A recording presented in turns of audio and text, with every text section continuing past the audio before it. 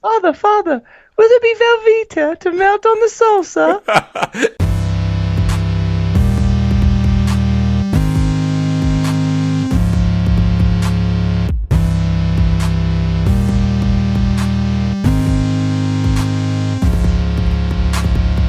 Hello, everybody, and welcome back to the Tether Radio podcast, the only podcast keeping you from spiraling out into the infinite abyss. My name is Daniel, and I'm joined, as always, by my brother and co-host, Joseph. Hello, happy day. Hello! A happy day to you, sir. To you also, brother. How you been, man? I'm good. You and I were just gearing up for this thing, and we were just astonished at some articles that we didn't include, but that were ridiculous. Namely, the one about the Virginia governor. I mean, dude, what the fuck are people thinking? You know, chapter 95. Just so gnarly, gnarly. For those listeners out there, just go take a look at it. This man is in blackface, standing next to somebody in a KKK robe. This is a picture in his yearbook. You're just like... What? How old is that yearbook photo? I mean, dude, first of all, unless it's like 1880, yeah. You know? Like, yeah. I just wasn't sure because it is black and white, isn't it? It is black and white. I mean, so... Yeah, okay. Unless it's like 1880, and it's just like... There was some other cultural reference that we're unaware of. I just can't. It's just hard to wrap your mind around. But, basically, the appropriateness of it is lacking entirely. Absolutely, dude. Absolutely, it's pretty bonkers. But anyway, everything is good, man. Another week, another day, another dollar. Getting ready to go on a couple little trips for beers and do the thing, man. How you doing? Doing all right, man. Doing all right. Loving that we're wrapping this week and stoked to get into next week. You gonna watch the Super Bowl? No, I'm not. We are not. Let it be known that the Bradley brothers are not big proponents of NFL. So. I mean, you know, it's funny. I was talking to somebody the other day, and I was like, I'm not really a sports guy, and then I started thinking about it, and I was like, that's actually not true at all. Yeah. I absolutely love sports. Yeah. I love sports. I love competition. I love sports because of the competition. That's it. Yeah. But I just don't really get into generally the whole swing of buying jerseys and like hanging out at a bar and drinking all day. I just I don't know, man. I don't know. There's better ways to spend your life. Huge dude, you know. No, I have the Super Bowl. Bah humbug. Bah humbug. You should be working. Yeah. No, but is the prize turkey still there, sir? Sorry. Oh, is Tiny Tim going to be in his Rams uniform today? his Rams jersey? Bah humbug. That's we have the Super Bowl off, sir. Can we dance? Is the big queso bowl still available down at the deli? Buy it up with the biggest bag of tortilla chips. Father, will there be Velveeta to melt on the salsa?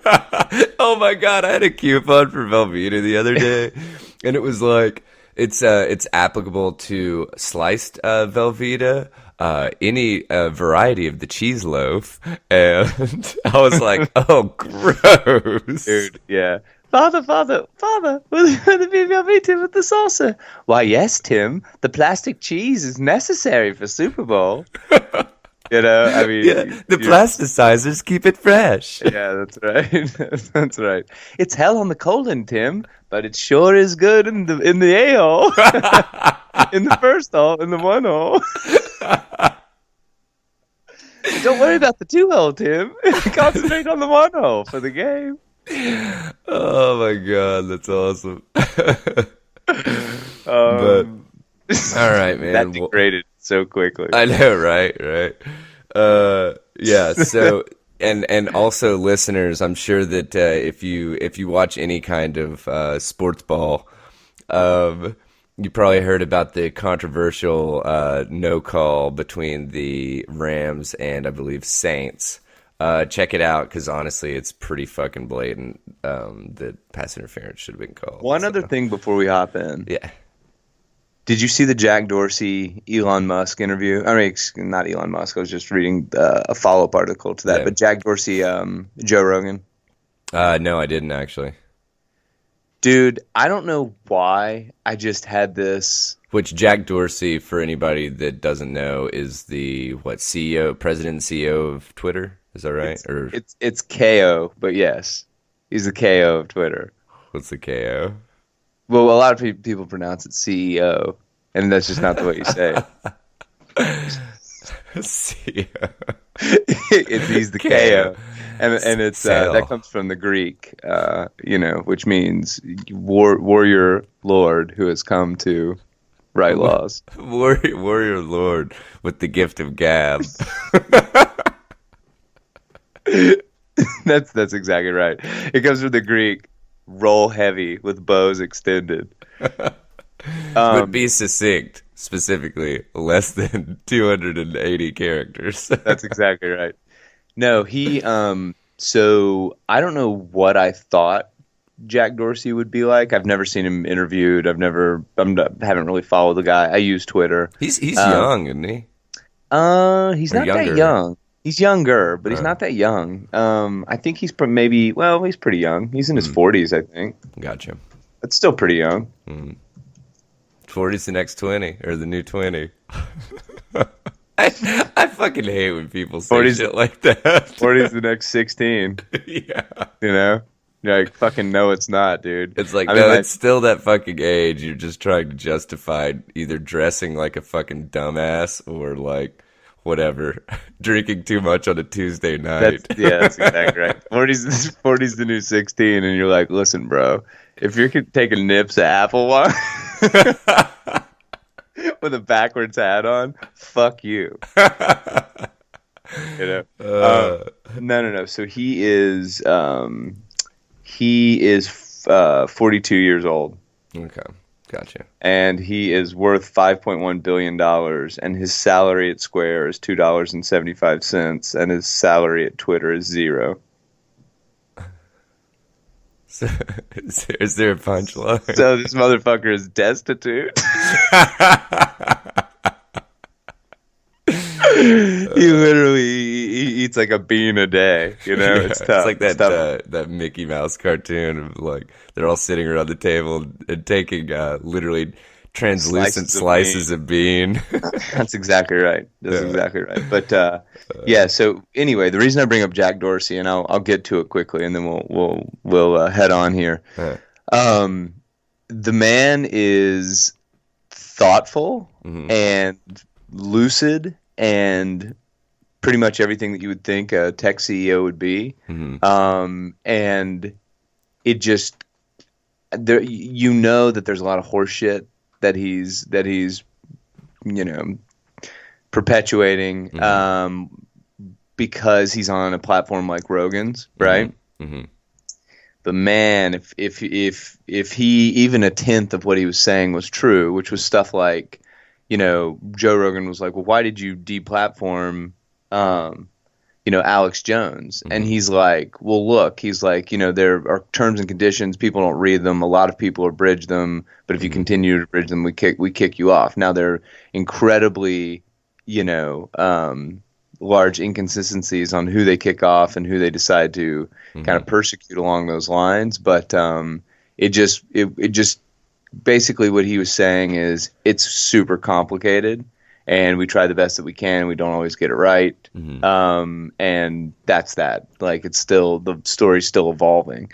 So again, there's a lot of bullshit, of course, because the guy is on a popular podcast and he's not gonna, he's probably not gonna you know, And get into the dirty of it but kind of thing. but at the same time, man, if you're the CEO of a company, Hmm. like rarely are you stepping in to be like, deplatform this guy. However, maybe with Jones he did, So Yeah. my Yeah. point is watch it, decide for yourself. Hmm. But I was more hopeful after seeing parts of that interview than I was, a couple of weeks ago, because Well, he it he just does seems like seem, he's admitting the how complicated the situation is, and you just haven't heard a yeah. lot from these guys. Zuckerberg is like kind of smug about the whole thing and calls people that use Facebook, fucking idiots or fucking clowns or whatever Yeah. that was Yeah. ago. But Dorsey just seemed pretty lucid about the whole situation, and that it was super complex and they were trying to figure it out. So I mean, I think that's really all you can ask for. Yeah. Yeah, you're right. I mean, shit, dude. It's, this problem didn't exist 10 years ago. Yeah. That's what just blows my mind, dude. Yeah. Did you know that high speed internet in the way that we know it today Hmm. came about at scale in 2008 9? Did you know that? I mean, that doesn't surprise me because, I mean, Crazy. I think about how long, even living in West Knoxville, which, I mean, not that West Knoxville's like a fucking, or Knoxville's a bustling, explosive city, but I mean, it's large enough to warrant, that kind of connectivity. And I mean, shit, dude, we had like a DSL hookup at the house, basically up until probably around that time, kind of thing. Yeah, yeah. But It's wild. We're very early in this, yeah, but yeah. anyway. All right. Well, So let's what's first rock on the this. docket? Yeah, dude. So I pulled this one from KIRO7 from Washington, Washington State. The article is called "Bill Seeks to Outlaw Dwarf Tossing at Washington Bars and Strip Clubs." So I was like, well, that's pretty fucking interesting. I didn't even realize that first of all, dwarf tossing existed, and second of all, at the scale of how they present it, kind of thing. So I started, and I would totally urge people to look up dwarf tossing videos on YouTube. And so, excuse me, Yeah, for those of us that aren't initiated here, yeah. are you saying are people paying to do this? Yeah, so they Or compete. are they just assaulting little people? No, so that was the thing. So it kind of was spurred by this. There was a student from, I was trying to remember where. He was in a medical student contacted this senator in Washington, and he was really concerned because he had come across a strip club that there was a dwarf tossing contest going on, and basically his point was like, even if the dwarf or the little person, I'm not sure what the proper term at this point is, Little but person. even if the little person is totally down for that, they can still sustain, big or very, very bad injuries to their like spine and neck. And apparently they're already with people with dwarfism already are kind of predisposed to those injuries. Okay. So, excuse me. Jeez. Excuse me. And so I looked up the videos though. I mean, it seemed pretty benign, to be honest. I mean, like, I only watched a few of them, but like, basically, they just had like a mound of mattresses, and I mean, like, I wasn't sure like if it was like they were doing like fucking hammer throwing or like what went down, but basically, in this video, they had this little person that had like a harness on that had two handles on the back. And the guy basically just kind of like whatever did the old like 1, 2, 3 and then threw him. But I mean, he was throwing him maybe like 5 feet or something like that. I I just is that I is mean, it's fucking it's so stupid. bizarre. It's so bizarre. It's beyond bizarre, but it was just weird. And I figured that I would bring it up because I mean, Well, apparently it was big enough to where it was outlawed in. It came over from Australia, and it got to the States in about the 1980s, and then they ended up in 1989. Florida banned it, and then New York has also banned it, and it's literally at establishments where liquor is served. So I mean, I just think that it is, like I'm watching this video on YouTube. yeah, yeah, it's just fucking stupid for lack of a better word. And I mean, because they said that there were two forms of it, that kind of toss them onto the mattresses, or they'd have them in like a Velcro suit and try to toss them onto like something covered in Velcro to like get the little person to stick to it. So it just I think that it's I don't know. It's just it's fucking weird. it's beyond fucking weird. It's fucking weird. So these people, the little people, they get paid well. Honestly, I don't know. I would think that there's, it's probably like one of these things. I fuck if I know, man. I mean, I would want some kind of compensation if I was like being used as a fucking flying projectile. Yeah, so yeah. I don't know. I think maybe my I ego might drink get in for the way. free. Yeah, right. Maybe, Yeah. maybe. But anyway, so I just kind of wanted to brush upon that one. Just thought it was kind of a bizarre article. Now, still staying with the bar scene though. I pulled this is some hot action in Austin. This shit's awesome, dude. And honestly, I pulled it from Reddit, and it was from the Statesman in Austin, Texas. Yeah. And dude, this totally falls under the category of let's keep Austin weird, you know. Right. But so yeah, this or let's keep Austin on its meds. I think that's maybe where this one might fall. Yeah, no shit. So the title of the article was "Woman Exposed Herself at Two Street Patios in Downtown Austin," police say. So this chick, her name was Dovey Nichols, and she literally, if you did a side-by-side of Sandy Squirrel from SpongeBob and her fucking mugshot, they are very similar. So, but so wait, Sandy Squirrel is from what? SpongeBob. SpongeBob. Yeah. Okay. So this the police showed up at this let's see, at the JW Marriott Austin Hotel around 5:20, and they saw Nichols sitting at a table, and so I believe that was actually at a bar across the street.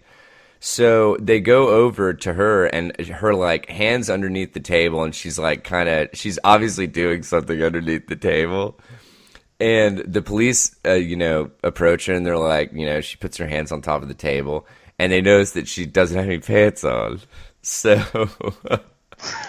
so then they handcuffed her, and it says, officers said she continued to masturbate even after she was handcuffed and placed in the back seat of a patrol vehicle. So, I mean, she was just trying to finish up, I guess. Right. Well, I mean, she had the urge, dude. But yeah, so apparently she was at one bar, I guess at the Marriott Hotel, and she was spotted like on the porch with some kind of silver object down at her crotch. And she had, quote, or I'll just read the quote from the article because it's pretty fucking great.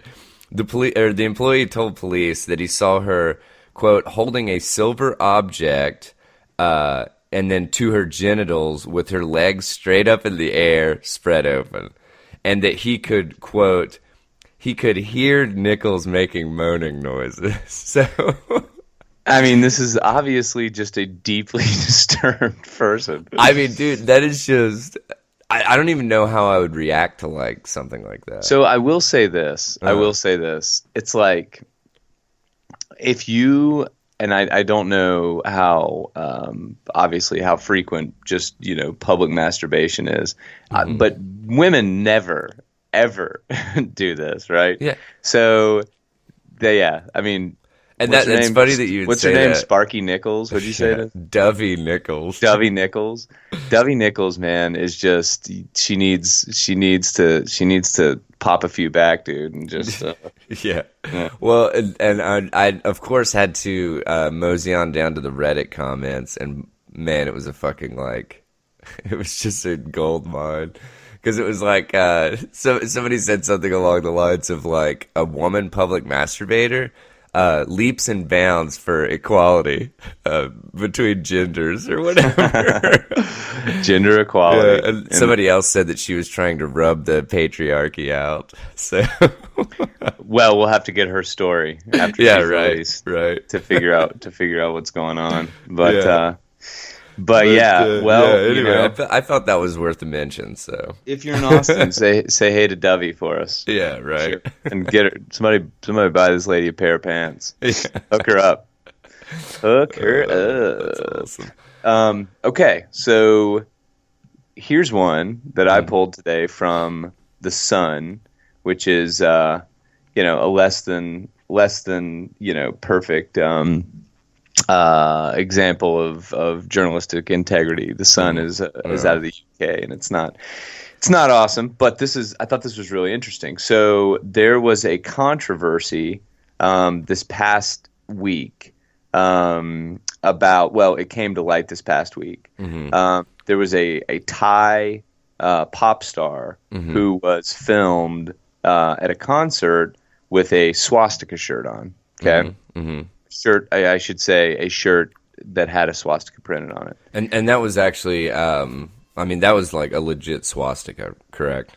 Correct. Yeah, this wasn't a misunderstanding. This was a Nazi, swastika.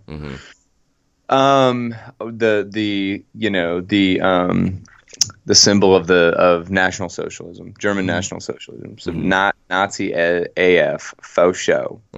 But what intrigued me about the article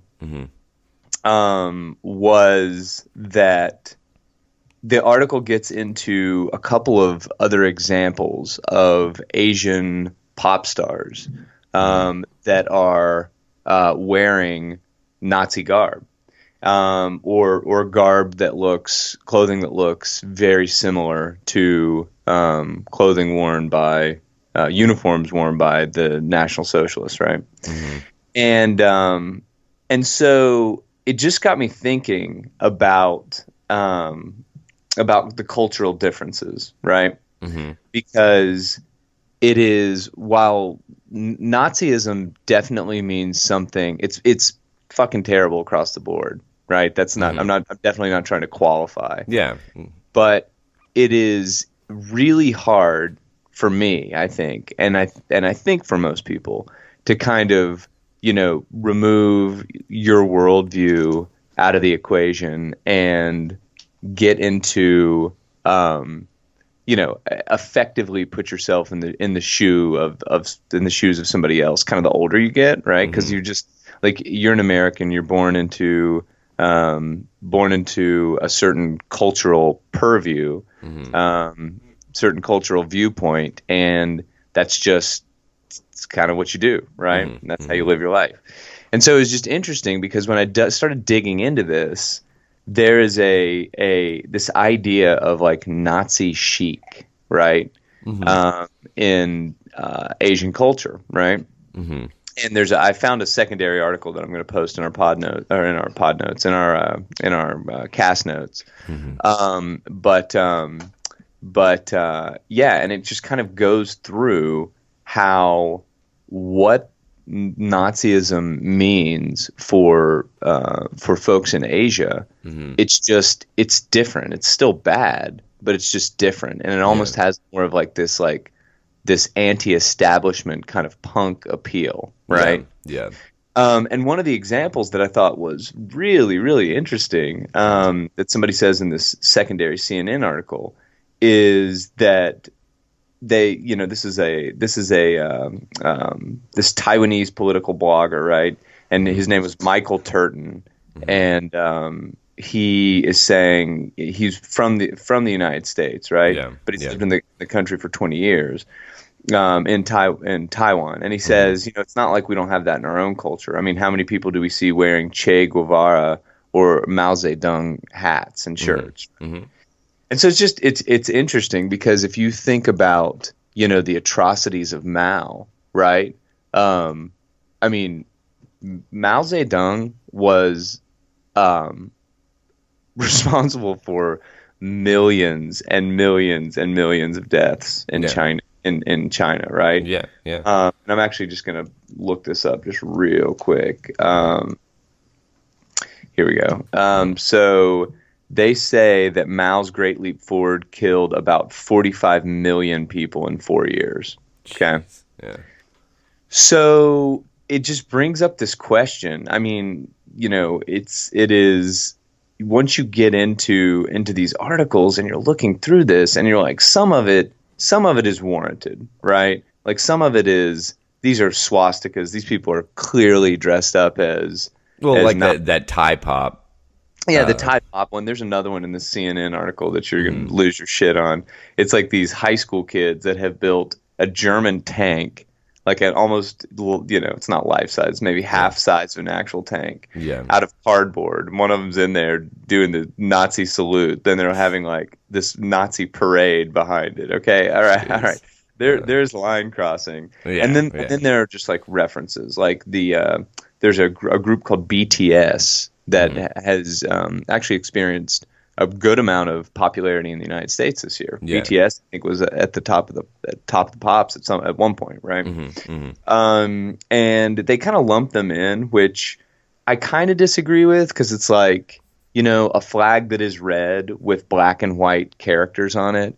It's all, I mean, Nazis don't own that. You know what I mean? Like that's not. And somebody who is an artist who is dressing like, I mean, frankly, my views on artists are probably a little bit looser, but if there's an artist that's really trying to make a strong point and whatever, not necessarily fan the flames, like if they want to take a huge risk like that, go ahead. It may not work out well for them, but I mean, I think, they should be free to dress and wave any flags that they want to wave, and the gnarlier it is, the bigger the blowback might be for them. But I don't think we should stop people from, dressing a certain way or saying a certain thing. It's just they're going to have to put up with the repercussions. So that's a different comment there. But once you get into this, it's just there are certain uniforms that people are wearing that that some of these Asian groups are wearing that are kind of more just like totalitarian in my mind. And they're doing it for the motif. And then there are others that just have fucking swastikas on their shirts. So I don't know, man. So I just looked up this one that BTS. It says BTS star RM in a hat with a symbol similar to Death's head symbol of the SS. And then I just looked up what the actual Death's head symbol looks like, and it looks nothing like that. Yeah, I mean, I think people. It's literally like just like that style of hat with a symbol on the front. Yeah, I mean, I think that people are. The rage culture is real. The rage culture is responsible for the rage culture has become an industry for sure, right? Yeah. And it allows for people to push content out and I don't know, and it keeps the news cycle humming, I guess. But honestly, that's kind of one of the kind of been a theme, I guess, for us, that it's the death of journalism, because I mean, dude, it's they prey, journalists prey on the rage culture stuff, and it's like, okay, what can we throw out that will get people super fucking fired up and whatever, retweeting, posting, whatever, our articles and stuff. So I guess let me put a fine point on it. Hmm. Do you think that um do you think that let's back up. Okay. And so well, let me transition out of this. Hmm. So my point is then the thing that I kept thinking about is how it really is impossible for you to see the world from other cultures' point of view, right? Hmm. You can be empathetic to a certain to a certain degree, Hmm. but it is impossible for you to see the world as a Taiwanese woman, or Yeah. a Thai man, or Hmm. a Chinese man. It's just, and it's interesting because that's so obvious to say, Hmm. but then in this country, when we kind of say some things like, well, an African American might have a certain perspective. And then people are like, "Oh yeah, well we're all Americans." Well, it's true, but just dude, your worldview is Hmm. shaped by what happens around you, and it's fucking impossible to see it exactly from somebody else's perspective. Yeah. All you can try to do is be as sympathetic as possible, but Hmm. and be as well as empathetic as possible. But it's just a challenge, Hmm. to do that. And I just thought that this was like a kind of a glaring example of that, because these symbols just flat out mean something different. Hmm. Yeah. Um, Yeah. but so anyway, do you think these artists should be quote able to wear this? What are your thoughts on that? I mean, dude, this is the thing with any type of art. It's like as soon as you start saying, as soon as you start almost putting like parameters and stuff, then I feel like you're basically you're no longer functioning in the art world kind of thing, because I feel like the whole basis for art is that there is no right or wrong. There are no ethics. It's literally a display of something left completely open to be interpreted however by whomever kind of thing. And so Yeah, as soon as you start saying, okay, well, this is okay and this is not okay, then it's like, well, wait a second. You're literally detracting from the fact that it is art. Does that make any sense? it does. It absolutely does. Yeah. Yeah, it absolutely does. And I I don't know think if you can if you could state it better or not, but it's just I feel like to set like no go zones for art is just literally you're I mean, well, it's just fucking well, censorship. I don't. So I think that it makes absolutely no sense hmm. to it makes absolutely no sense to start putting parameters on art. I think it's even ridiculous to even suggest it, Yeah, honestly. yeah. But it's like if you like, smart people argue and smart people change their mind. Hmm. And the only way to kind of expand the way that you look at the world is to be introduced to new things and Hmm. these, or new perspectives, Hmm.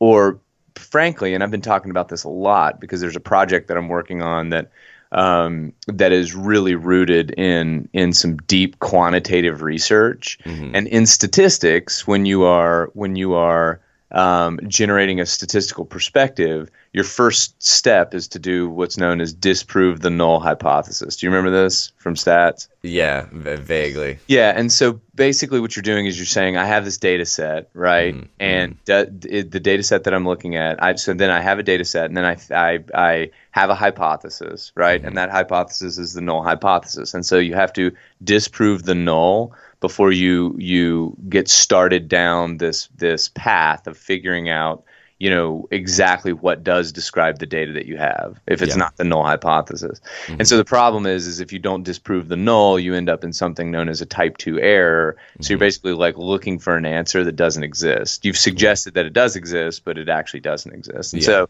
that's the importance of questioning assumptions all the time. Right? Because if you have new data that comes in, then you really do need to go back and question your null hypothesis again, right? Yeah. Yeah. And so my point is that it is probably unrealistic that you're going to be presented with some not bit of Nazi insignia from a different angle and be like, oh, now I feel differently about it, right? Yeah, like yeah. that's probably, but I think reminding people, and luckily we have some knuckleheads that just fucking do this for us, like Yeah. just like gnarly skinheads doing gnarly skinhead shit. It's just it's fucking gross and weird, and like yes, they should be able to say whatever they want, but it's like pretty appalling, like some of the shit that comes out of these people's mouths, right? Yeah. Anyway, my point is that having like not pairing culture, not like trimming the parts of culture out that you don't like, Yeah. I think is a good habit to get into. Because even if you don't like it, don't fucking watch it. Don't buy it. Yeah.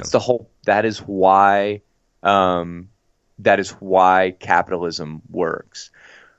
Yeah. By the way, one quick comment on why capitalism works, because I thought this was such an incredible explanation. I can't remember who said this. I read it or heard it yesterday. But basically somebody was saying, actually it might have been Jordan Peterson, was saying there is inequality, period, right? Like life is about inequality. Things are just not equal, right? The difference with capitalism is that it's inequality it's inequality mixed with the ability to generate capital.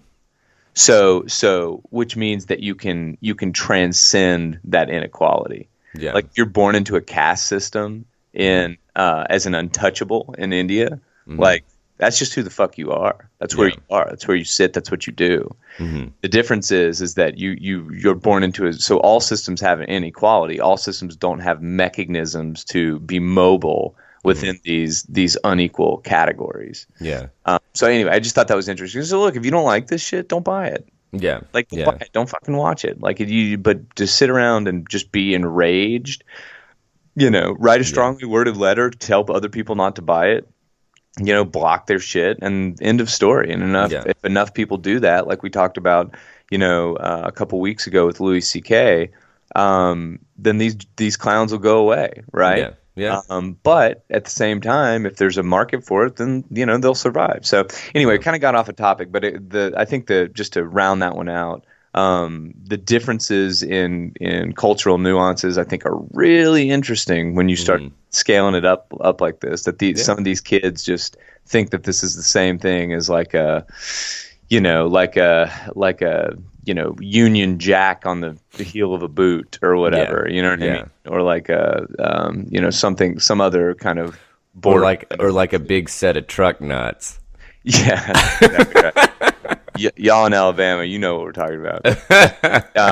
I'm kidding. East Tennessee is definitely that way, in Georgia as well. But anyway, I thought that was an interesting one. So we can truck on here. Yeah. All right. Well, so this next one, and bear with me on this next one because I kind of fell down a rabbit hole in doing some research for it, but I'm gonna try to not drag it out too long because I don't know how interested our listeners would be in regards to vanilla extract. So, let's go though. Let's go. So I pulled this article from WWJ News Radio. And this is a Connecticut dig, I guess. So the police pulled this lady over, and she was charged with driving under the influence. When they pulled her over, they basically, she was kind of she was sitting in it, or I guess they didn't pull her over. Never mind, redacted. Fake news. Fake news, man. They found her sitting in a car at an intersection with her eyes closed at about 4:45 p.m. on Wednesday. So they basically got access to the vehicle, and as soon as they opened the car to the vehicle, they smelled vanilla. And so once they got her conscious, she had vanilla on her breath, and they found multiple bottles of pure vanilla extract inside her vehicle. And so that started, and of course she was, she was ended up being found drunk, and they ended up arresting her because she failed her field sobriety test. Okay. So I was thinking about it, and I was like, I didn't realize that there was that much alcohol in vanilla extract. Okay. So I started looking into it, and vanilla extract is actually the only flavor extract that is very closely regulated by the FDA. And they actually require vanilla extract to have a alcohol by volume of 35 or higher percent. Wait, why? So I started looking into that, and apparently, in order to get the proper extraction of the vanillin, which is like the actual substance in vanilla that gives that flavor, it requires to be extracted using ethyl alcohol, or like ethanol, or basically whatever kind of alcohol that goes in booze. So I was like, all right. This is kind of fucking cool, to be honest. And to get the vanillin out, and then also they have to have that kind of a percentage in order to create a stable solution, so that it will stay like suspended kind of thing. The vanillin. Okay. So if you think about it, 35% is 70 proof booze, basically, and I mean. And this normally vanilla extract will fall somewhere between 35 and 40%. Well, shit, dude, you get to 40%, and that's most vodkas and most whiskeys are 80 proof or 40% alcohol by volume. And then, but actually, spiced rum like Captain Morgan's, or like any kind of off-brand of that, is actually 70 proof or 35%. Okay. Which would bring the question, of, well, how the fuck do grocery stores sell this shit? Well, I mean, I guess in Tennessee. But do you have to have a license to buy this? That's the other funny thing. No, you don't. Anybody can fucking go in and buy vanilla extract. Dang, file that under wish I would have known it at 15. And that's the other thing, is because obviously not having these laws or regulations in regards to like a minimum age for purchase and stuff. I was like, okay, this is just weird. There's got to be something, Well, it actually dates back to Prohibition. So when the Volstead Act was basically being drawn up and everything, which ultimately, caused the United States to or the Prohibition era of the United States, the industries that use vanilla extract. So, all the bakeries and stuff. Because, I mean, shit, dude, if you look at most cookie recipes, or like, I'd say even some breads and like, a lot of confections, dude, you're going to at least see like a teaspoon to 2 teaspoons, something like that, of vanilla extract. Okay. So these industries saw this shit, the writing on the wall in regards to the Volstead Act being passed. So they started lobbying. Or writing in letters and stuff to lobbyists to get loopholes written in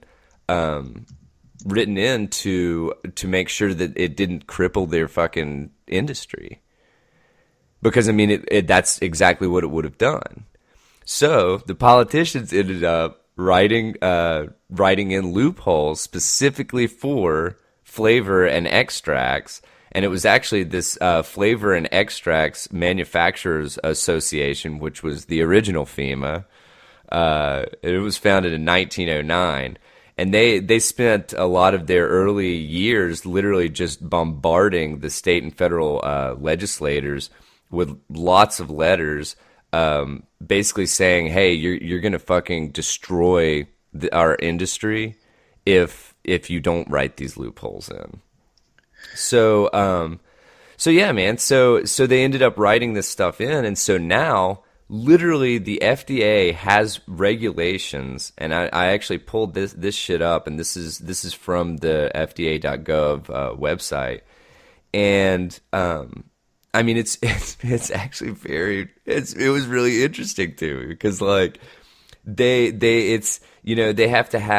defined a unit of vanillin, and you have to have this unit of vanillin per gallon of vanilla extract, and if you fall, below that, it's no longer vanilla extract, and you can't call it that. And if you go above that, then you actually have to say what kind of a concentrate it is. So if it's like whatever 2 units, 3 units, they literally have to say on the labeling 2 times concentrated vanilla extract or whatever. Okay. And you can only have other optional ingredients in it, but literally there are like 5 different ingredients that you're allowed to have in it. Anything other than that can't be called vanilla extract. Got it. And it was just, dude, it was very, very interesting, which and so I'm kind of done with the vanilla extract part, but then I started looking into the fucking imitation vanilla extract because I was like, well, is that still still alcoholic and all that stuff? Because I don't know if you've ever bought real vanilla extract, but it's like no shit, like 5-6 times more expensive than the imitation shit. Okay. And so apparently there are all sorts of ways to make like imitation vanilla extract. And I just wanted to read some of these like fucking sources because it's so stupid. Yeah, dude, it's like the horse scrotum, like yeah, dude. Cat dung. This synthetic vanillin can come from previously mentioned wood pulp waste, coal tar, cow poop, secretions from a beaver's castor glands, conveniently located near its anus. Clove oil, pine bark, or fermented bran. And so I started looking into that, and I was like, cow poop, seriously? Well, so there were some Japanese scientists that figured out that if you baked cow dung for, under certain, a certain environment or whatever, that you could extract vanillin from it. Okay. That you could use for, but it was also, they were like, this shit is obviously not potable, so or non-potable, right? So they can only use that stuff for like scented candles and stuff like that. Nothing that's going to be consumed. So anyway, I'll put a pretty little bow on this whole story.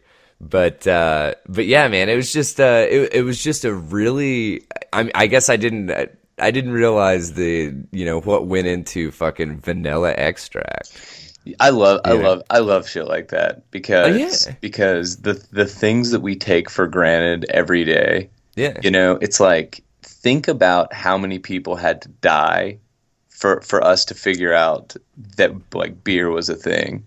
Yeah. You know what I mean? Yeah. So it's like you go to the grocery store and you buy, a 6-pack, and you just, it's like, there were deaths involved with figuring out how to get that 6-pack to you over the history, the course of human history. Yeah, exactly. So I'm actually going to go completely off agenda here for just a second because something just popped up on my news feed that just blew my fucking mind. And we never do this. We never introduce stuff. He's going off script live here. But, I'm just kidding. Hold your breath. Okay. Fortnite. Yeah. Do you know the artist Marshmello, the DJ? I do not actually. Okay, so there's an artist named Marshmello who's a DJ. It kind of has like a dead mouse thing going on where he wears or a Daft Punk thing. He wears a helmet, like a Okay. hat, like a mask that looks like a big marshmallow head. Okay, guy's like a pop music producer and DJ. So yesterday, and I want to call this out because I don't want to push it to next week because this is fucking crazy. Yesterday, or no, excuse me, this was yesterday. The first ever virtual concert, right? He did a live show. They piped him in, live show, inside of Fortnite with millions of people in attendance. That is some fucking. I just pulled up a Forbes article about it. So, dude, like Ready Player One, he just Ready Player One the fuck out of everyone right now. Yeah. But that is momentous. That is absolutely wild. Absolutely wild. But a live show That in is Fortnite, they fucking piped insane. him in. Dude, completely crazy. And it's Yeah. just I'll wrap I'll hop back on the path here, but I'll wrap it with this. There's a book by a guy named Neil Stevenson called it's called REMD, REAMDE, and it's purposefully he has purposefully misspelled README, like a README file in a document. It's a long book, but I am telling you, this guy, fucking Neil Stevenson, he wrote another book called Cryptonomicon, which is really popular with among cryptologists and people that work in cryptography. Yeah. This guy's a fucking genius. And RIMD, I read maybe 2 or 3 months ago, and it gets into. So what he does is he basically writes about future tech, but he writes like novels. But then he's in San Francisco, and so he uses just kind of bleeding edge technology as the subjects of his novels, and his research on the bleeding edge technology is like spot on, right? Yeah. Yeah. And so he discusses like these what is it called, a multiplayer universe, or what is it, the large Massive multiplayer online. massive Like multiplayer MMO.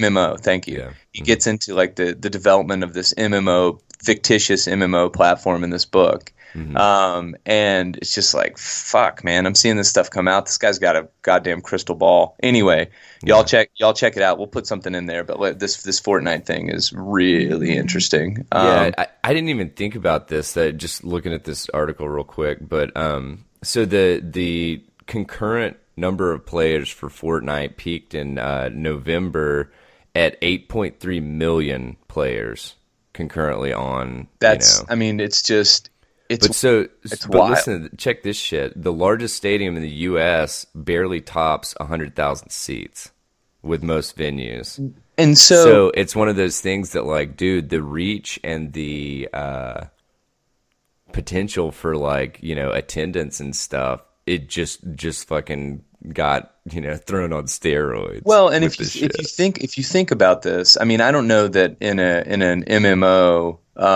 setting, it's always appropriate, right? But like, bands make their money playing live shows. Yeah. So if you're a band, why wouldn't you allow people in Argentina to pay $5 to like listen to your live show in Madison Square Garden? Yeah. Like you're doing is expanding your audience, Yeah. So anyway, just super interesting. But let me get back on topic here. Okay, the next topic. Yeah. Deep fakes. We covered this a few months ago. Do you remember this? Yeah, dude. So some crazy shit. So deep fakes, for those that weren't tuned into Tether at that point or just don't remember, deep fakes are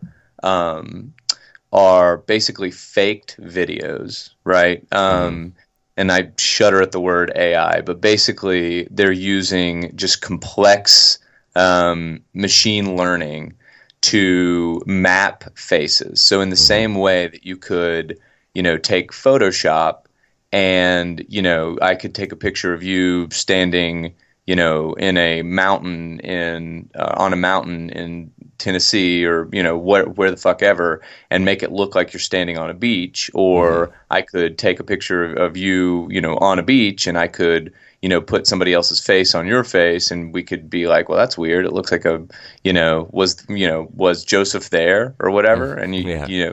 So what they've done is trained computers to do the same thing in real time, right? Using neural networks to do it. And so the result are videos that are live videos that have elements of the video that are being mapped by a computer in real time. Yeah. And so deep fakes in particular are is the result of mapping people's faces to videos that they weren't in before, right? Yeah, yeah. So the article that came out last week was regarding somebody mapping Steve Buscemi's face to Jennifer Lawrence's acceptance speech of an award, right? And when we covered it a few months ago, what we were covering was this phenomenon where, is it phenomena? What is the singular? Phenomenon is singular. Phenomena is. So the phenomenon of, in this instance, of someone mapping celebrity faces to porn, right? Yeah. And so it kind of got into this discussion of, images being protected, and what is revenge porn, and what is kind of the nature of this new technology within the context of how it's being used. Yeah. And so what's interesting here is that, video evidence is important, right? Video evidence fucking matters. We saw this with the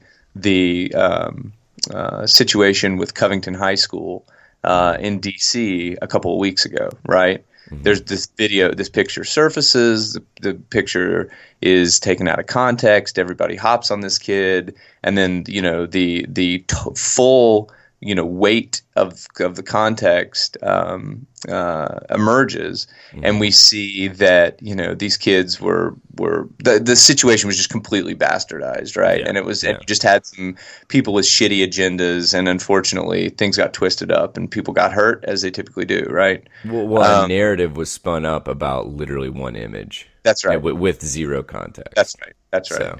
And so what's interesting here is that this shit is in its early stages, and it's fucking good. Like, it's really hard to understand what you're looking at, right? Yeah. And so this just calls into question something that we are going to be dealing with at scale, maybe now. Like I was going to say in short order, but it might. Yeah, I was going to say, man, it's already here. And when it's being covered by fucking CNN, it's been here for a while. That's right. And so how do we know? How do we know that these, a video that you see of somebody, some politician, like whatever, beating their kid or kicking their dog or smoking a joint? How do you know that's real? Yeah. Like, how do you actually know that that's real? Yeah. And it gets into in the CNN article, which I really would have liked to have found something from. From a more technical source, right? Yeah, maybe something from MIT or Berkeley, or something that was pushed out and kind of was a little bit more technical. But basically, what they get into is that you can train a computer to generate these images in real time, and they can be very, very deceitful. But what you can also do is train a computer to understand how a face actually moves, right? And then use that program to understand if the deep fake is real. Now, here's what's interesting. Yeah. If you could train a computer to find out gaps in deep fakes, then I think you could probably train a computer to observe the computer that's doing the gaps and fix those gaps, right? Yeah. But one of the things that's really, really hard to synthesize is someone's voice. And so even if you take two people that sound basically the same, your voice has nuances that are, at this point, damn near impossible to replicate, right? Yeah. But But one of the ways that, a huge kind of threat vector, and one of the ways that people, it is being suggested that people will get around this is just by using grainy images, right? Yeah. And grainy images with like a shitty audio, and in that way can kind of pass things off as real. So. So, Let me- so let me you ra- said, we're not sure if it's actually here yet or if it's been It's here here. for a while. Oh, it's Well, here. dude, It's to here. put it into perspective, in the movie Forrest Gump that came out in 1994, Right. they did this to have Forrest Gump meeting JFK Yep. and JFK saying some shit that he never fucking said. He said something like, he's like, He how said, you "Oh, doing? this man's got to pee," or something like that. He's like, how you doing, son? I gotta pee. And he's Yeah. like, huh? What'd he say? He's gotta pee? This man's gotta Yeah. pee? Yeah. Uh, And so, I mean, dude, this shit is 100% here. Fuck, It's- man, that was 25 years ago. it's 100% here. And the thing that is important to remember is that when you are hearing about it, like there are like 9 levels, Yeah. like DARPA works on shit like this. Like there are stealth projects, certainly within governments that are working on shit like this. I Yeah. mean, it's really, really, really, really crazy, man. Like human beings are not prepared really in any way for the onslaught of insanity that the technology that we've created is bringing us. And so it's going to be, I love this shit because it's just, it's always, we've talked about this in the past, and it's like we are at a place where like personal sovereignty, right, is kind of at odds with state sovereignty, just because everything is mixed up in this big bowl now, and it's really, really going to be interesting to see how state actors start using this, right? Of course, in entertainment, it's going to be interesting. I think some pretty cool, compelling shit's going to come out of that. Well, shit, dude, an example of that was, what was it, Rogue One? Yeah, that's exactly right. That's exactly right. The guy, that actor, I can't remember who he played or the actor's name, but like, or fuck, dude, and Carrie Fisher And at Carrie the Fisher, end. yeah, and Carrie Fisher at the end. So it's interesting. Now I will wrap this article with this last little note. So Martha and I, Martha's my wife. We have been back and forth between Los Angeles and LA for a few years now, and in probably 2014, it was 2014 or 15. I was at SC finishing a graduate degree at SC, and one of my somebody in my cohort was actually working at scale with companies that were putting together virtual artists. So what I mean is I'm saying like using algorithms to determine what the kind of vocals, the look, the general vibe of a celebrity that people want to follow and want to be a part of, or want to purchase things from, what that needs to look like for the purposes of creating virtual celebrities, right? Because we're at this place where it's like, I mean, really, really, really, just take off the hat here for just a second. Your normal hat, put on the tinfoil hat. Yeah. How the fuck do you know Justin Bieber's real? Yeah. Really, like you are never going to see Justin Bieber, right? Like, Yeah. I mean, you're never going to, and so it's like, it's just so interesting because we've got this situation where we build these moats around people that theoretically are, or I guess seemingly are perpetuating trends in society, thought leadership in society. And it's like, really, how the fuck do we know if those people are real? Now that's like this kind of, crazy, like, solipsism rabbit hole that I don't know that we want to get into necessarily. But anyway, it's just it's a I don't know, it's a crazy idea. By the way, solipsism. Just real quickly, let me just define that real quickly. The viewer theory that the self is all that can be known or exist, that can be known to exist, right? Yeah. And so that's kind of interesting, right? Like the only proof that you have of you is the fact that, you know, you are you and you know that you're real, right? Yeah.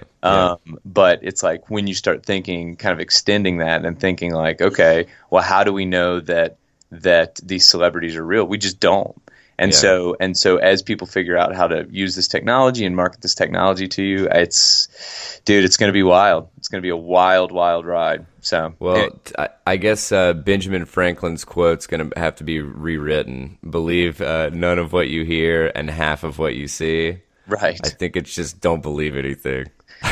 Yeah, man. Yeah, and you know, and that's tough when we use technology to extend our reach into our world and to extend our knowledge of what's happening in our world. And until we have things like, I mean, you know, not to just continue to beat a drum here, but this is why, in many ways, people are so excited about decentralization in technology, right?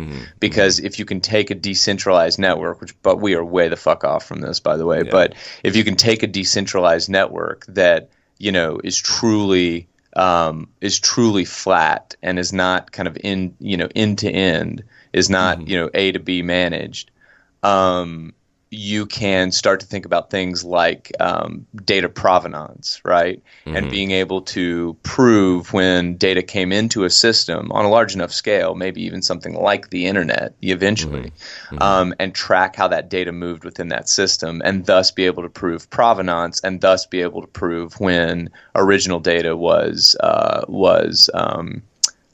manipulated, right, or was mutated in some way.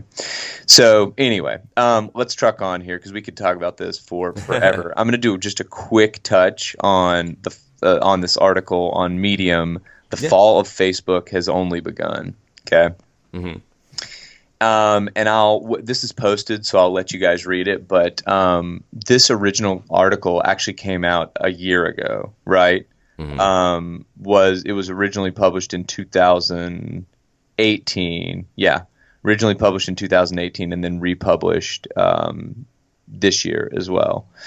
And so this just gets into Facebook is fucked in my mind, right? Like it's truly too big to fail right now. Yeah. But this I mean, it's kind of tied in, I guess, to the last article. The way that these guys have handled people's data and the way that and the repercussions of that are going to affect some major legislation, right? And I could imagine, and again, I'm going to leave this to our listeners to kind of read through this. Suffice to say, it just gets into how gnarly the kind of transgressions have been of Facebook, and how, I mean, this happened this past week, and I didn't think to loop this in until just now, but there was a Facebook app that was paying people to download it, and then it was like tracking everything that they did, right? And Apple suspended it from the Apple Store, right? Yeah. And so now you're seeing this infighting from Apple, Google, and Facebook, where they are. It's just becoming.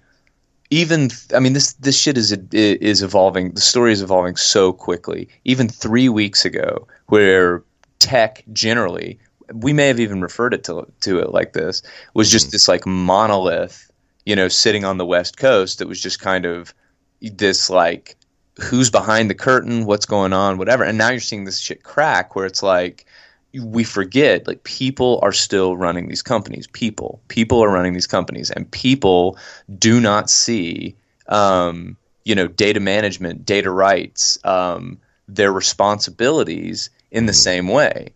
And so now you're seeing, and I think this is infinitely fascinating, but you're seeing Apple, could be bullshit, but you're seeing them come out and say, no, no, no, we're like the data rights company, right? Like Yeah. we want you to keep your data.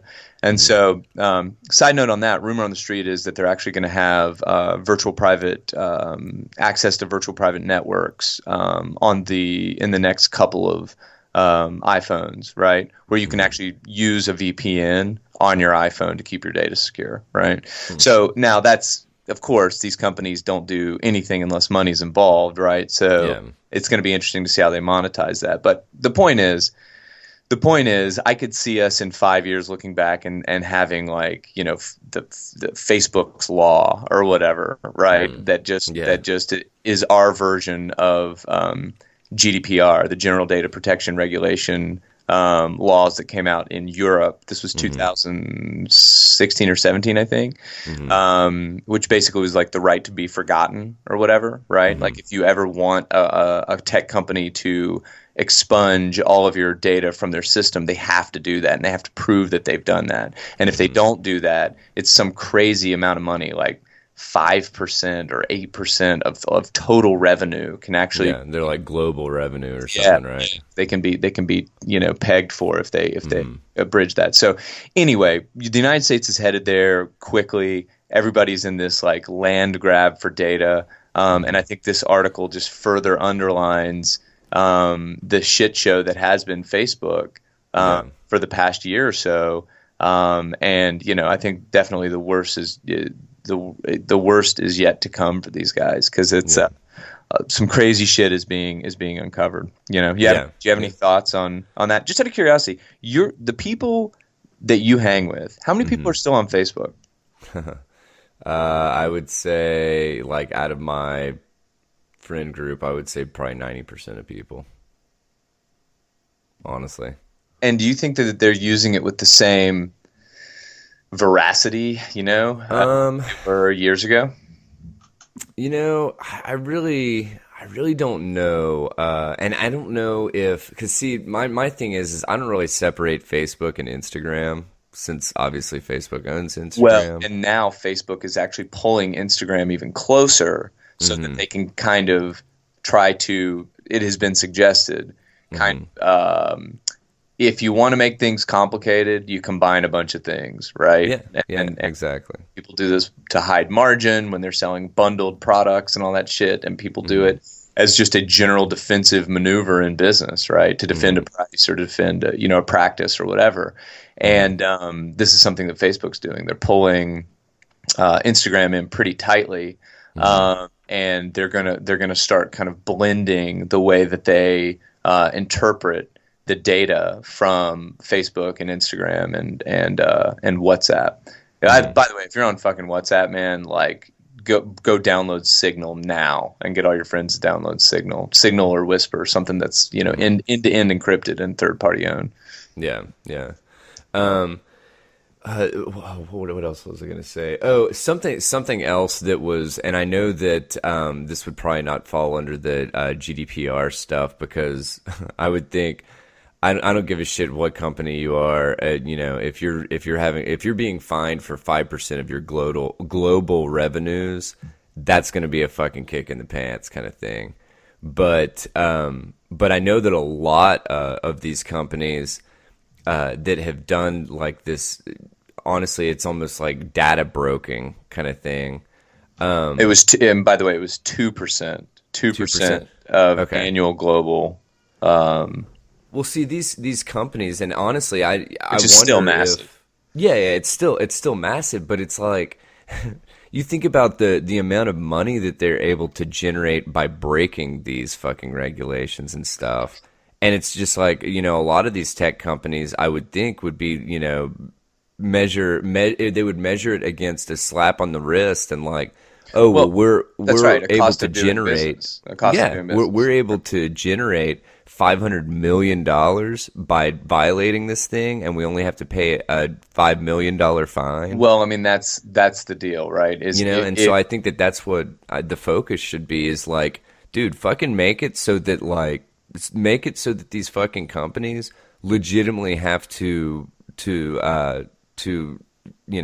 function within law, and make the fine so prohibitively fucking high that they, it isn't the cost of business, or Well, it's not, I guess, here's the figured in as here's the the cost of business. problem though. Here's the Uh-huh. problem.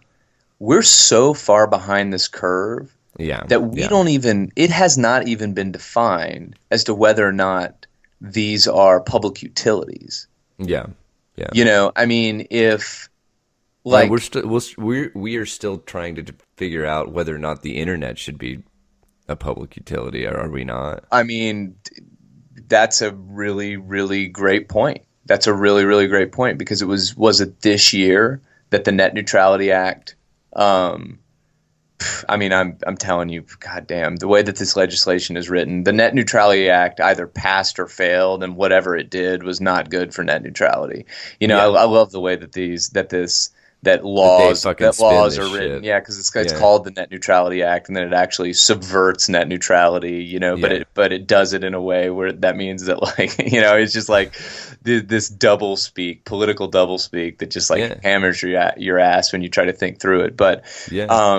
yeah, I mean, you're right, and I don't know. We're just in a time where we are seeing the confluence of so much fast moving technology so quickly that businesses generally just can't keep up, right? And so you're seeing billions of dollars of value be generated and go away on cycles like we've never seen before, Yeah. Yeah. and so I think that that's really indicative of this larger conversation that's kind of unfolding right now, which is like we really don't know, like we really, really don't know or have a strong direction on how to handle this conversation. And Yeah. so you've got people that have asymmetric knowledge of these systems and how they work that are doing everything that they can to protect competitive advantage in any way that they can. And when it comes to data and your data, that is I was actually having this conversation. I got a haircut the other day, and I was having this conversation with the chick that cuts my hair. She's super sharp. I love chatting with her. But it's like, you give that shit away once. So when you do 23andMe, there is no clawback. Yeah. Like you don't get to go back and say, well, let me get like the cat is out of the fucking bag, dude. Yeah. And Yeah. so this who owns this stuff, how these systems are built, how we navigate moving forward is really anybody's guess. But I tend to think that I just keep coming back. I think decentralization is without a doubt the zeitgeist of tech moving forward, because people are just unhappy with the way that these systems have worked. And if they're still using Facebook, either they just truly don't give a shit, which, by the way, remember this, 10% of the population has an IQ lower than 85. 10 fucking percent. Yeah. So there are people that don't know any better or don't give a fuck or whatever. And then and then on top of that, there are people that have just like, made this like Faustian deal where it's like, sure, I'll give it away if I can have it. If I can have everything, all the other shit. The price of convenience, man. Yeah, it is. And that's the thing. That's the thing you got to remember, man. Whenever you do something and it is comfortable or convenient, whenever that happens, you have got to remember that it comes at a cost. Yeah. And there are companies that make a lot of money keeping you fat, dumb, and just like Netflix and chilling, but pop the hood, man. Take a look under, because it's like, there are certain protective measures that people can be taking now. And by the way, I'm going to give it another plug. Signal is one of those. Signal is a great app. It's end-to-end encrypted. You can make phone calls on Signal. You can text. You can send. I think Megan and I use Telegram. Yeah, that's another one. Telegram's another one. I really do recommend Signal though, because Signal's just it seems to not be so much under the influence of other companies, and it doesn't seem like they're looking for an exit or anything like that. But Gotcha. anyway, dude, why don't you take us south of the border, and not for delicious food? No, dude, this was some like kind of creepy shit, to be honest. I feel like this is this would be a good premise for a new show on Hulu or Netflix or whoever wanted to buy up the rights for this stuff. But so I pulled this from the Korea Times.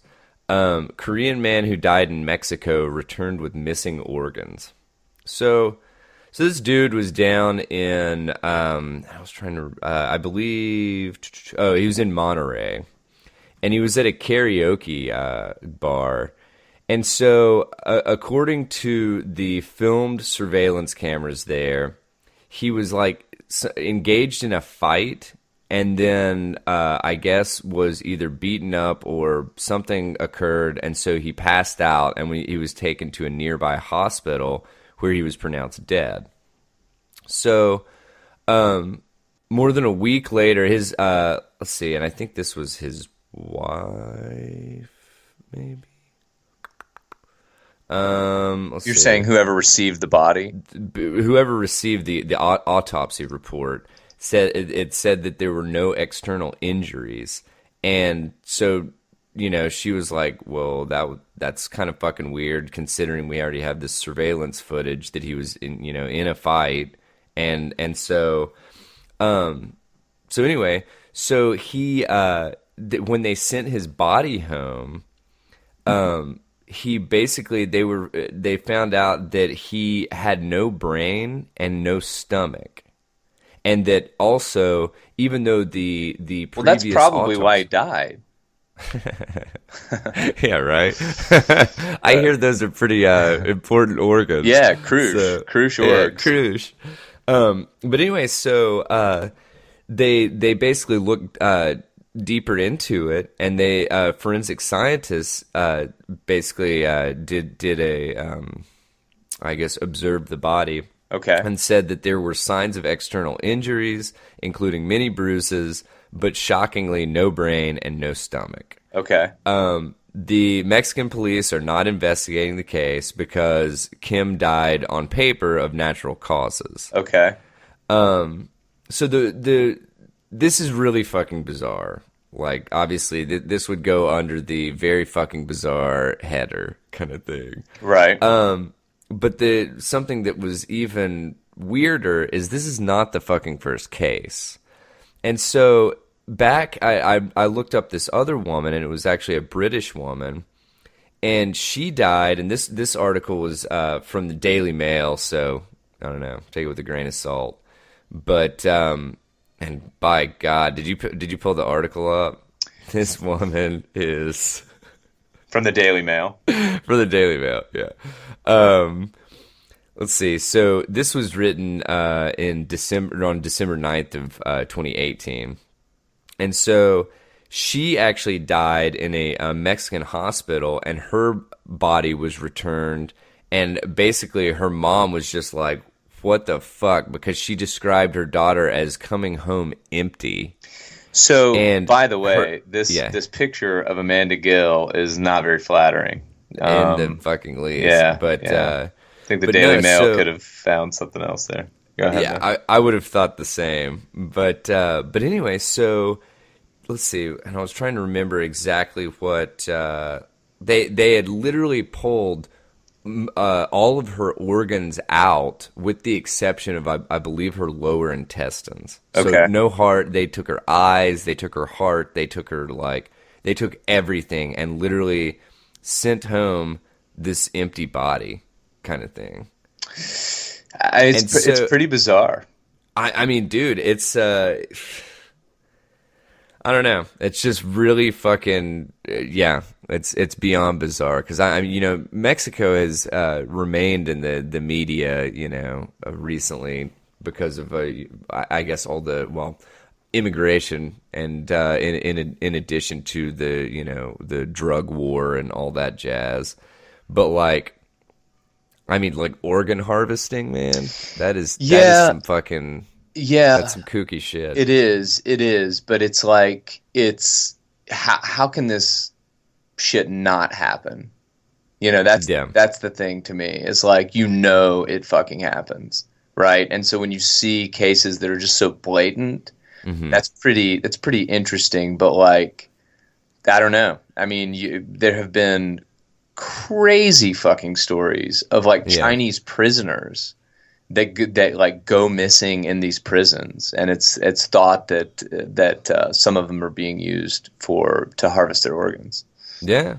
I mean, I don't know. It was just some really creepy shit that, and honestly, I'm kind of interested to follow up on this and see if there's, if any other cases pop up within the next, little bit, because it would just be, it's very interesting to see if, like, is this a new trend kind of thing, or Yeah. is this an outlier, or is this gonna, That's just it's just fucking absolutely bizarre, man. Yeah, Absolutely. yeah, totally. And you know what? I'd love to follow up on that Yeah. for all the listeners, because that's yeah. I mean, you've got to think that this stuff happens, but Yeah. Yeah. and probably has for a while. Yeah. It just hasn't been, as obvious or whatever as this. Or covered in the news or whatever. Yeah. And see, that's the other thing, because it's like, shit, dude. How do we know that, like like you just said, how do we know that there's not, multiple cases of this stuff that are just well hidden, It's the truth, man. And they don't fucking hit the, it's like whatever, like homeless people or something that are, having organs harvested and stuff like that. It's a fucking wild world, man. Yeah, Absolutely. I mean, and it's interesting that you mentioned the homeless population. I mean, there are thousands and thousands and thousands of homeless people that, die on the street each year and just go unclaimed. Their bodies go unclaimed. Yeah. So super, super wacky shit. So I guess just staying with that upbeat note, we're gonna wrap on on this. Quick note on the opioid crisis. Yeah. And so I'm going to move through this pretty quickly, because I want to make sure that we kind of stay on track with the typical hour and a half that we try to cover here. But Yeah. So one of America's richest families, family by the name of the Sacklers, right?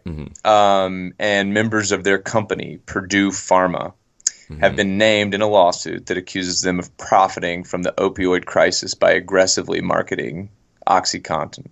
Contin, yeah. Content, yeah. And so I wanted to mention this. I want to get through the article quickly here, but I just want to mention this within the context of just another thought here. But basically, when OxyContin was first being pushed out in the marketplace, there was such a misunderstanding of what it was that in some cases doctors were prescribing it instead of Tylenol. Dude, it was actively misrepresented, like, period, by researchers. That's what these lawsuits are saying, Yeah. is that people were, the way that it was presented was that it was safer than morphine. Right. Yeah. Yeah. And so and less addictive. Specifically. And less addictive. And Yeah. so what is interesting to me about this, like, shitty companies doing shitty things is an age-old story. And that surprises no one. But what's interesting about this is that I just think that let me just move through this quickly. So basically, the Sackler family made billions of dollars through Purdue Pharma, pushing OC into the marketplace. We've seen what the result of this has been. Certain rural communities, the middle of America, has been absolutely devastated. Yeah. Absolutely devastated in some communities. And people have moved from OCs to heroin. I mean, we have some stories that are close to home on that. Yeah. And so it's just been this has been definitely one of the kind of key events in this opioid crisis conversation. And so all of that is what it is. Shitty people doing shitty stuff. Got it. Yeah. Right. But the thing that I wanted to get your opinion on, because you are a registered pharmacist, is how like, again, we were talking about questioning assumptions a little bit earlier in the episode. How in the fuck is it possible for pharmaceuticals to be marketed like they are generally? Like, how is it that, Well, I mean, we liquor were companies yeah, can't market liquor on television. Fact. yeah, That's a yeah, fact, right? But you can market something that, as the spokesperson gets into the finer details of, and if you're experiencing bowel bleeding, this may be a sign of an infection and could result in death. I mean, it's like yeah. the most insane, caveats in these Hmm. drugs. Yeah. And the fact that that shit can have a marketing agency come in and convince people that they need some fucking, like mood stabilizer, right? Dude, this shit comes full circle back to what we were talking about with, and I believe it was called the HMO Act of 1973, that allowed pharmaceuticals to switch from nonprofit to for-profit. And as soon I would say as soon as that occurred, everybody was scrambling to figure out how do we basically shoot profits out the fucking roof. Well, this is how you do it. You do direct to consumer advertising so that when somebody has a fucking bad day at work or a fucking bad week, they go into their doctor and say, "Hey man, I've been really sad this week. And I saw this commercial for instance, Zoloft, and that little whatever blob was really unhappy before he got an appropriate dose of Zoloft, and now he's really happy in the sun's shining. I want that." And Yeah. it doesn't make any fucking sense because you are taking information that, and I would go as far as to say some doctors get fucking confused with it, and you're giving it to a layman that has zero background in anything that they're fucking, That they're they're pushing. trying That to, yeah, the that they're pushing. information asymmetry is so insane. Yeah, And it's yeah. these narratives that get perpetuated, and Hmm. it's like that is some nefarious shit. Like It completely. and it is, um yeah, that's some nefarious shit. I don't know. Hmm. And so I But so the interesting thing though is other countries, and I'm maybe speaking out of line, but I'm almost positive that other countries have outlawed direct to consumer advertising, and it's because of this reason. Because it's like, okay, do you want, and the way that healthcare has shifted at this point, for instance, you go see a physician and you leave a fucking review. The patient is reviewing the physician, yeah. and that's how the physicians, like by that metric, that's how physicians are being like scored. And it's like, dude, in order to get a fucking good review, what do you want to do? You want to make the fucking customer happy. And I'm referring to him as a customer for a reason, you Yeah, know? well, yeah. And so it's just a fucking fascinating, man. It's Yeah. fascinating that all of this, like the way that institutions have worked for years, is Hmm. being questioned at scale now. Yeah. Right? Yeah. Like people are looking around and being like, wait a fucking second. Like, the authority figure of a in some ways, right, of a Hmm. banker or a doctor or a somebody who is an authority on something. And now Hmm. the curtain's being pulled back and it's like, okay, these people are fucking human and they do good things and shitty things that human beings do. Yeah. And I think that that's the aspect of this kind of confluence of all this information that's happening right now that I'm just really trying to wrap my mind around, is like Hmm.